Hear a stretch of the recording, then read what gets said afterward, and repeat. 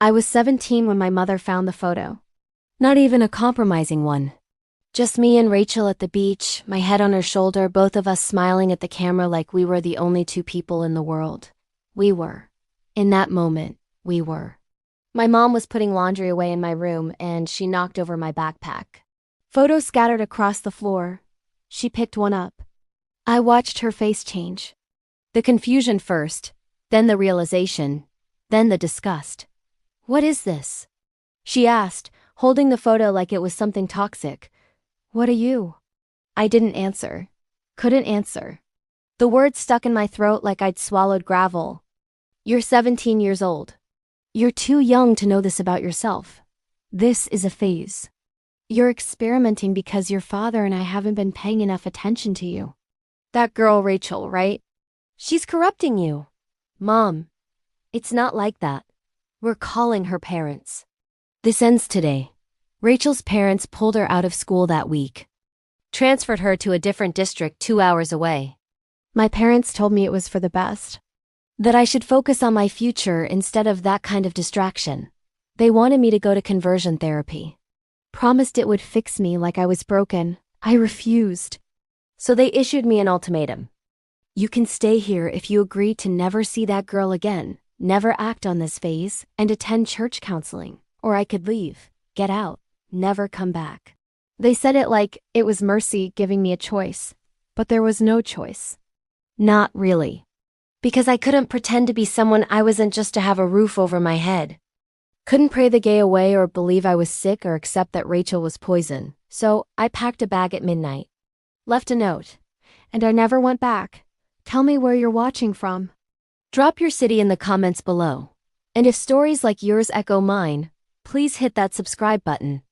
Your support helps this channel reach people learning that coming out sometimes means losing your family, but gaining yourself.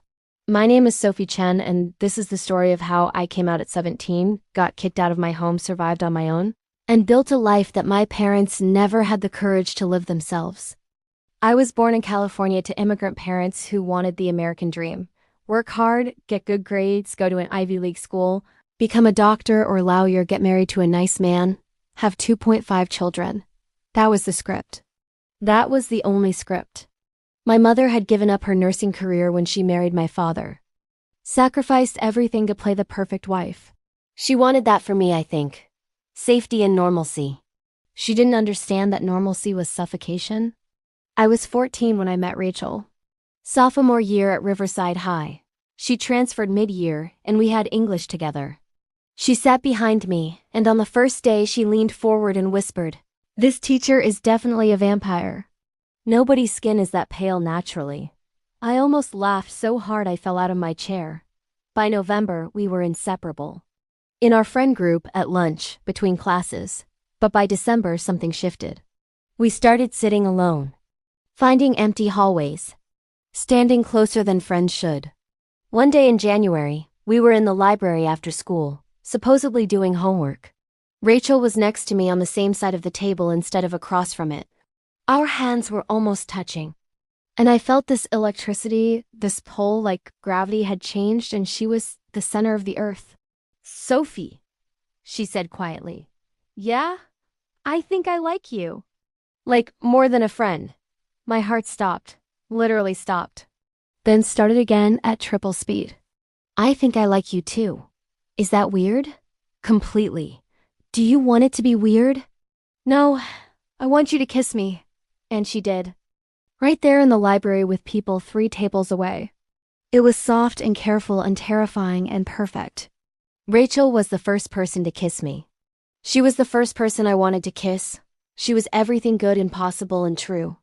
We kept it secret at school. Our friend group didn't know. Her parents didn't know. My parents definitely didn't know. We'd find time together, study sessions that were really just us talking, walks that went nowhere in particular, sleepovers where we'd lie next to each other in the dark and whisper about our future. "When we're old enough, we're moving to California," Rachel would say. "I thought we were already in California," I'd joke. "The other California. San Francisco. Where nobody cares if we're together." "San Francisco sounds good," I'd say. And I believed it. Believed that there was a place where loving her wouldn't be a crime against God and nature. Believed that our future existed somewhere outside my parents' house. But first we had to survive the present. I should have been more careful about where I kept those photos. But I was 17 and in love and stupid. I thought my room was safe. Thought my parents wouldn't look. But my mother looked.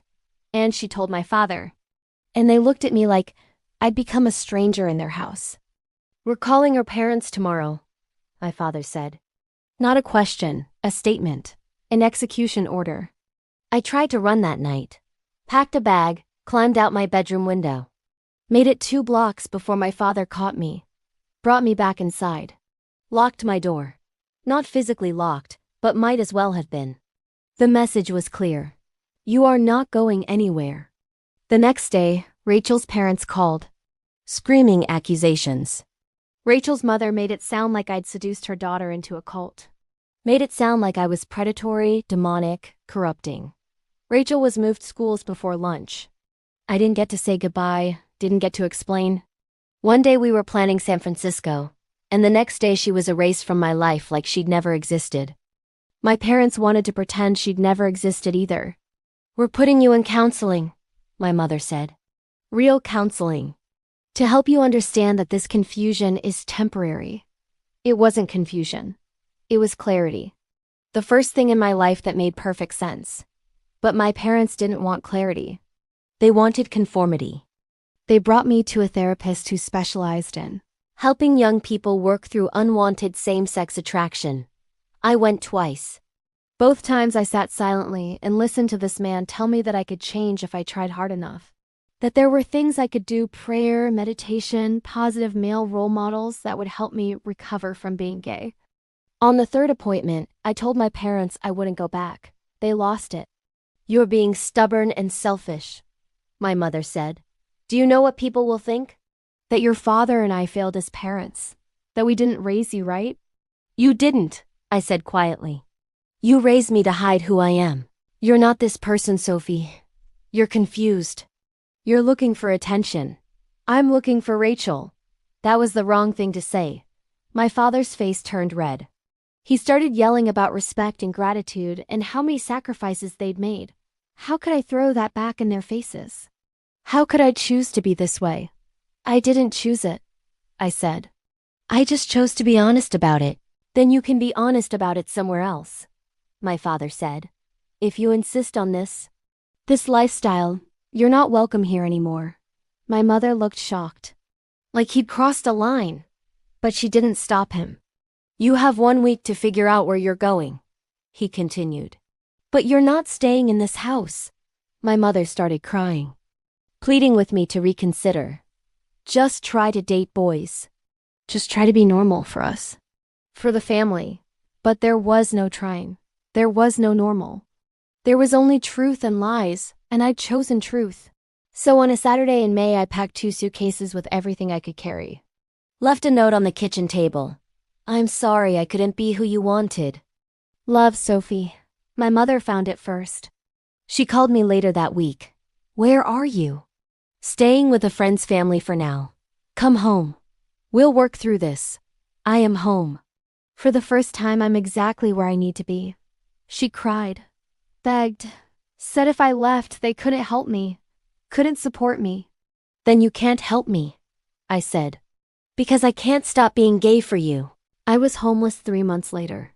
My friend's family was generous, but they had limited resources and I couldn't impose forever. I found a youth shelter run by an organization that served LGBTQ+ kids.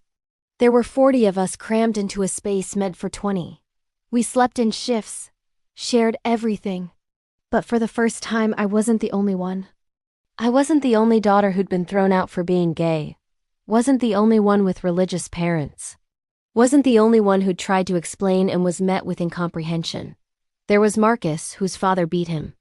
There was Destiny, whose mother told her she was going to hell.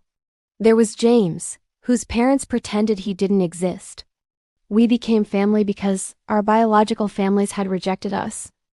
I got my GED while living at the shelter. Got a job at a coffee shop. Saved every penny. By 19, I had enough for a deposit on a terrible studio apartment in a sketchy part of town. By 21, I'd been promoted to manager. By 25, I bought the coffee shop from the previous owner who was retiring. Now at 32, I have 3 locations. Employ 60 people. Many of them are LGBTQ+ individuals who society decided weren't worth supporting. I provide them with steady income, health insurance, and a place where they don't have to hide. I've built the life I dreamed of. Not in San Francisco with Rachel, that ship sailed years ago, though we reconnected recently. And she's living her own happy life with her wife in Portland, but a life that's authentically mine. My parents called me when they were diagnosed with cancer. My mother first, breast cancer. She wanted to reconcile, wanted to say she was sorry, wanted forgiveness. I went to see her in the hospital. She looked small in that bed, diminished. "I'm sorry," she said. The first words out of her mouth. "I'm sorry I made you feel like you had to leave. I'm sorry I couldn't accept you." I took her hand. "I'm sorry too. I'm sorry you spent so many years being someone you weren't." "What do you mean?" "I mean, Dad was suffocating you. You gave up your career, your autonomy, yourself. You sacrificed everything to be the wife he wanted. And then when I refused to do the same thing, you couldn't understand it because you'd never had the courage to do it yourself." She cried. We both cried. But I couldn't undo 15 years of rejection. Couldn't pretend those years hadn't happened. Couldn't pretend she'd been a good mother when she'd kicked me out for being honest. She recovered from the cancer. My father died 2 years later from a stroke. I went to the funeral. Smiled and nodded at relatives who asked how I was doing. But I didn't cry. Didn't feel anything except relief that the man who'd made me feel like a disappointment was gone. My mother still tries to maintain a relationship with me. But it's surface level, cautious. She's met my partner Eleanor exactly twice. Doesn't mention her unless I do. Sends holiday cards addressed to just me. I think she's still hoping I'll wake up one day and realize I was just going through a phase, that I'll come back to the fold. Marry a nice man. Give her grandchildren who know their grandmother's full story. But I know my story now. Knew it the moment Rachel kissed me in that library. Knew it when I packed my suitcase at midnight. Knew it in the shelter surrounded by other kids the world had discarded. And I know it now. I'm not broken. I'm not confused. I'm not corrupted. I'm exactly who I'm supposed to be. And if my parents couldn't accept that, if they chose tradition over daughter, that's their loss. Not mine. If you've been kicked out for being gay, if you've lost your family to coming out, if you've had to build your own life from nothing because your biological family rejected you, I want to hear your story. Tell me in the comments where you're watching from. And please subscribe to help these stories reach people learning that you don't need your family's approval to become who you're meant to be. Your survival is your victory. Your authenticity is your power. Thank you for being here, for listening, for knowing that chosen family is just as real as biological family. Sometimes more real.